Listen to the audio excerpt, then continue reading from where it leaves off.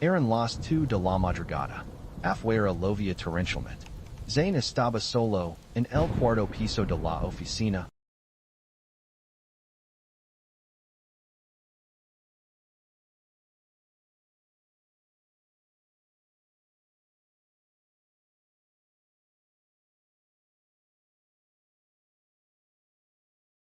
Terminando su trabajo. Su último proyecto tenía fecha límite. Todo el piso estaba vacío y había un silencio que ponía los pelos de punta, iluminado por la pantalla azul brillante de su laptop. Zain estaba sentado en la cabina 4. Esta cabina era diferente al resto. Estaba en la última esquina, donde la gente normalmente evitaba sentarse, rodeada de sombras oscuras. De repente, la luz fluorescente sobre su cabeza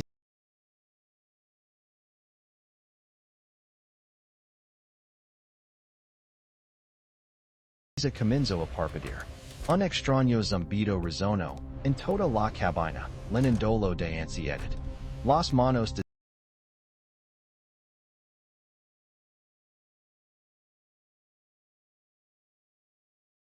Zain se detuvieron sobre el teclado. Since que su cansancio lo estaba haciendo escuchar ruidos extraños, cada vez más cerca. Desde el pasillo, el dispensador de agua dejó caer una burbuja de aire. En ese silencio, hasta el más mínimo sonido parecía un trueno, alertándolo de algo. Zain se frotó las sienes y tomó su taza de café. Estaba vacía. Decidió que necesitaba estirar las piernas y despejarse un poco, antes de enfrentar lo desconocido. Se levantó de su silla. El chirrido de las ruedas resonó en todo el piso vacío. Tomó su taza y decidió ir hacia la cafetería en busca de consuelo. En cuanto salió de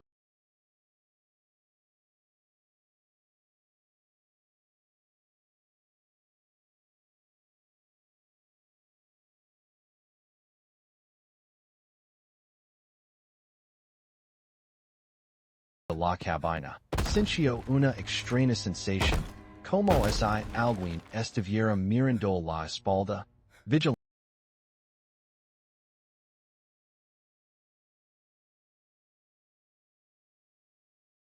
vigilándolo cada paso que daba. El pasillo estaba iluminado por las luces verdes de emergencia, creando una atmósfera enfermiza y extraña por todas partes, llenándolo de miedo. Zain caminaba lentamente hacia la cafetería. Pero con cada paso, sentía que el pasillo se hacía más y más largo, como si estuviera sumido en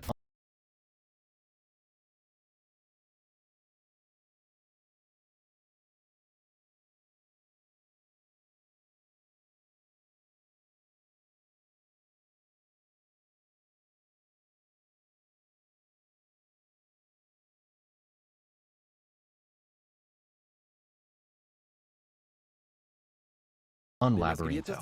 Presto atención. Cada vez que detenía sus pasos, un segundo después se escuchaba otro paso más leve, cada vez más cerca. Zain se detuvo en seco. Su corazón comenzó a latir con fuerza. Reunió el valor para mirar hacia atrás, hacia lo que lo perseguía. No había nadie detrás de él. Pero notó que la puerta de la cabina 4, que siempre se cerraba sola, ahora estaba entreabierta, invitándolo a regresar. Y es mi imaginación, ese dijo a sí mismo. Volvió a girarse hacia la cafetería, pero su miedo seguía creciendo, convirtiéndose en una obsesión. Puso la taza bajo el dispensador y presionó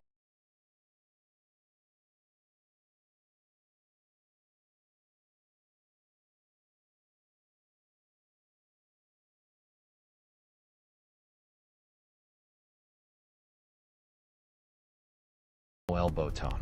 Pero el agua que cayó no era clara, sino turbia y oscura, como agua de pantano,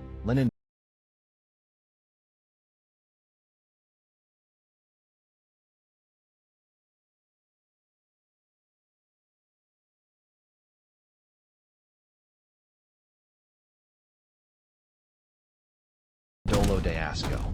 Zain solto la taza por el asco y el miedo. El liquido oscuro ese derramo por el suelo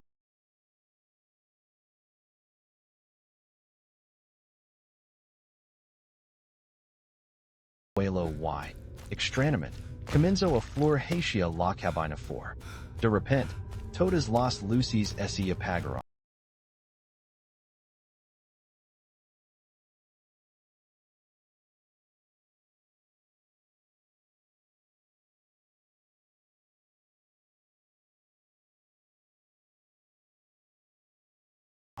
En la oscuridad, se escuchó un sonido humido y pesado arrastrándose por el techo, como si algo estuviera viendo. Cuando las luces volvieron a encenderse, estaban tenues y rojas. En la pared se proyectaba una sombra alargada y distorsionada, pero no había nadie que la causara. Zain retrocedió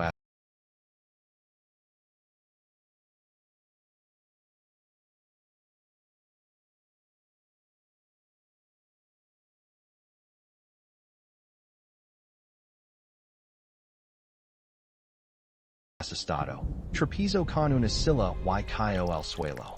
Su respiración se había vuelto agitada, como si estuviera presa de un ataque de pánico.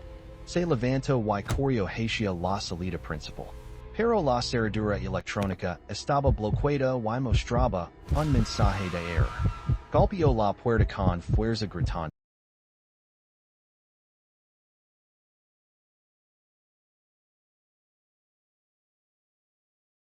Hay alguien? Seguridad. Déjenme salir. Pero afuera no había nadie, solo la tormenta. Sacó su teléfono rápidamente. No había señal y la batería, que estaba lina hacia un momento, ahora marcaba 1%.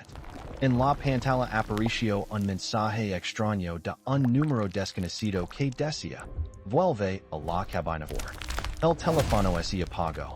Y en la pantalla negra, Zain vio dos ojos pálidos y brillantes reflejados justo detrás de su hombro. Se giró de golpe. No había nadie, pero desde las rejillas de ventilación se escuchaba una respiración áspera y entrecortada.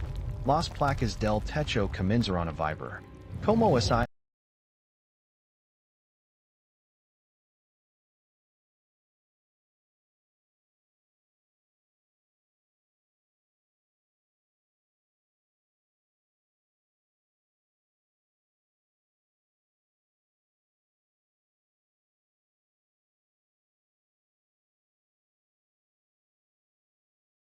algo muy pesado estuviera arrastrándose justo encima de él.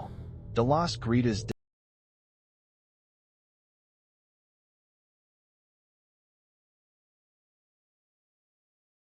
del techo comenzó a gatear un líquido negro y espeso.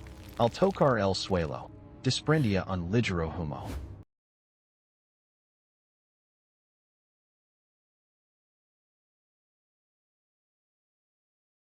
Zain entendió que se cuidaba allí, moriría. Corrió hacia el cuarto de servidores, donde había otra salida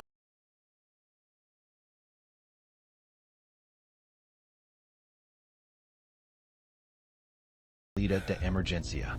Mientras corría, todas las pantallas de las computadoras se encendieron solas, mostrando una y otra vez el mismo nombre, cabina for. Zain irrumpió en el cuarto de servidores y cerró la pesada puerta metálica con un cerrojo. Al menos aquí había una cerradura fuerte. El cuarto de servidores estaba lleno de grandes gabinetes negros con luces LED parpadeantes.